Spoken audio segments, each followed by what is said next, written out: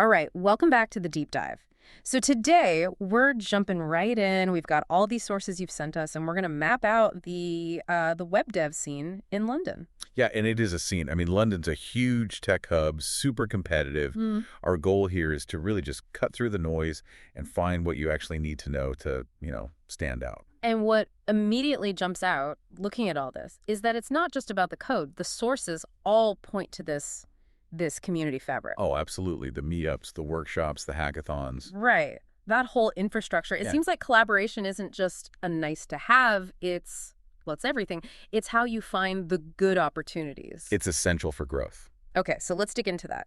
If you're trying to build a skill set for the London market right now, what are the absolute must-haves? What's that high demand stack? So for front end, it's all about the JavaScript frameworks. I mean, that's maybe no surprise, but specifically it's React and Angular. They are just dominant. The big enterprise ones. Exactly. For building those really complex dynamic UIs at scale, that's where the high-value roles really are. That makes sense. Yeah.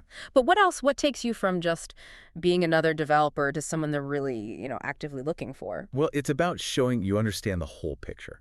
So Git, for example, is just a given, right? Everyone expects that. Of course. That's table stakes. Right. But the things that really make you stand out, mastery of something like Sass, not just basic CSS. It shows you can handle large, maintainable style sheets. Thinking at scale. Exactly. And then some back-end proficiency. Yeah. Like Node.js, maybe some MongoDB. And this is a big one, web accessibility and SEO. They're not just add-ons anymore. They're seen as core value. So if you have that stack, where do you go? Which agencies are making the biggest waves in London, according to the sources? Yeah, a few key names come up again and again. You've got AKQA, which does really innovative, kind of high-profile digital work. Then there's Red Web. They're really known for deep user experience design. For custom software, you look at a place like ThoughtWorks. And for e-commerce, Shopify Plus is just massive. All right, let's talk money. What are we actually looking at salary-wise for these kinds of roles in such a competitive city? The numbers we're seeing are generally floating between $50,000 and $100,000 a year. And obviously, experience and specialization would push you toward that higher end. Yeah, for sure. Senior roles, or if you have specialized cloud skills, you're definitely at the top of that bracket.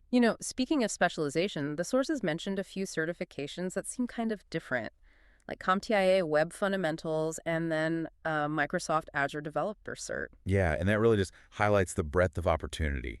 The CompTIA is great for proving you have your fundamentals totally nailed down. Which helps in an interview. It really does. But that Azure certification, that's crucial if you're aiming for those higher-end enterprise roles where you're integrating with huge cloud infrastructures. It's a very specific signal. Okay, this is where I think it gets really interesting.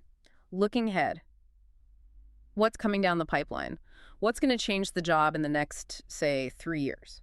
We're seeing 4 really big shifts. First is the rise of low-code and no-code platforms. It's changing what a developer actually spends their time doing. Right, more about integration than building every little thing from scratch. Exactly. Then you have artificial intelligence. It's moving way beyond simple chatbots into, genuinely personalized content. Yeah, that's everywhere. For sure. Third, progressive web apps, PWAs. Getting things to load instantly and work offline is becoming the standard expectation. And finally, cybersecurity. It's just not optional anymore. It's a fundamental requirement. So it's a moving target. The main takeaway is that this landscape just isn't static. Staying ahead in London really means embracing innovation and always nurturing those community connections. Absolutely. And it leaves you with a really interesting thought, doesn't it? I mean, you have PWAs for that offline instant experience and then AI for that deep personalization. So how might the next generation of developers in London combine those two trends right now to create deeply personalized, secure, and lightning-fast offline experiences? That synergy feels like. Well, that's the next frontier. Something to think about, definitely. Thanks for diving in with us. Until next time.